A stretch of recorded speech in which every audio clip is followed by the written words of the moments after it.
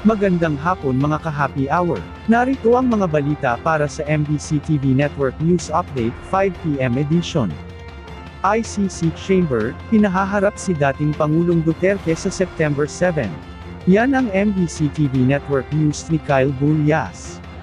Inaasahan na ng Trial Chamber 3 ng International Criminal Court ang pagharap ni dating Pangulong Rodrigo Duterte sa kanilang status conference sa September 7. Ayon kay Presiding Judge Joanna Corner, kailangang dumalo rito ni Duterte, liban na lamang kung mapatutunayang hindi ito kakayanin ng kanyang kalusugan.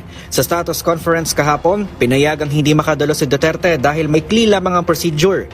Pinayagan din ng Trial Chamber 3 ang hiling ng prosekusyon na palawigin ang deadline sa paghahain ng kanilang obserbasyon sa health report ng dating Pangulo.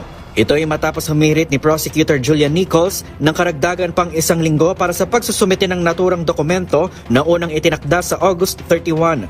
Ayon kay Nichols, ito ay dahil may iba ring submissions na nakaschedule sa parehong petsa gaya ng pre-trial brief at listahan ng mga testigo at ebidensya. Tiniyak naman ng prosekusyon ng apelan nilang 1-week extension ay hindi magpapabagal sa proseso, lalo na sa pagsisimula ng paglilitis na kasado na sa November 30. Kasabay naman ito, nagbabala si Judge Corner sa mga abogado ng dalawang panig na huwag magkomento sa media kaugnay ng kasong kinakaharap ni Duterte. Aniya ay dapat ilahad ang kanilang mga argumento sa loob ng korte dahil dito ginagawa ang paglilitis at hindi sa pamamagitan ng opinyon ng publiko. Ginawa ni Corner ang pahayag kasunod ng mga naging pagharap sa mga interview ni Attorney Nicholas Kaufman na dating abogado ni Duterte. Hinimok din ng ICC ang media na maging responsable sa pag-uulat at iwasan ang mga haka-haka upang matiyak na tama at patas sa mga impormasyong naihahatid sa publiko. Dagdag pa ng hukuman, malaki ang interes ng publiko sa kaso kaya mahalagang mapigilan ang pagkalat ng maling impormasyon o fake news.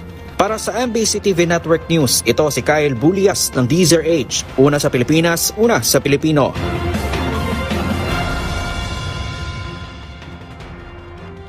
Samantala, sa Metro Manila ngayon, 10 arestado sa 12 milyon pesos na paiinang langis sa Navotas. Arestado ng mga tauhan ng Philippine National Police Criminal Investigation and Detection Group ang 10 individual matapos mahuli sa aktong nagpapaiinang langis sa Navotas City. Isinagawa ang operasyon katuwang ang iba't ibang unit ng pulisya sa Barangay Tanzado sa nasabing lungsod kung saan nakumpiska rin ang 2 motorized na bangka na naglalaman ng humigit kumulang 80 drum ng diesel.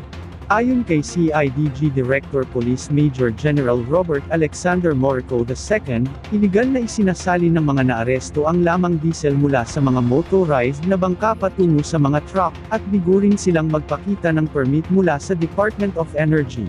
Bunga ito ng pinaigting nilang kampanya kontra sa iligal na kalakalan ng mga produktong petrolyo, alinsunod na rin sa atas ni PNP Chief Police General Jose Melencio Nartates Jr.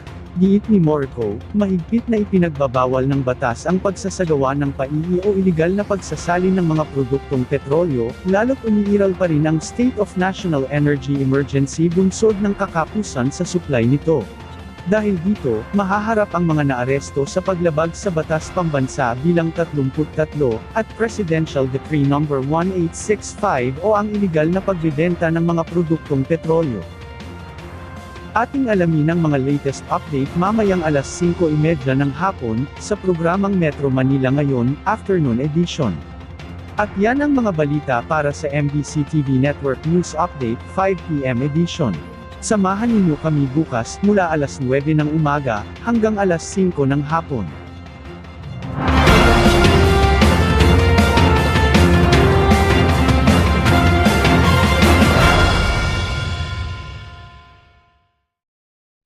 Mga ka-happy hour, kung gusto mong manood ang mga balita sa MBC TV Network News Update, mag-subscribe sa aming YouTube channel, i-like ang aming Facebook page, at i-follow sa aming TikTok account.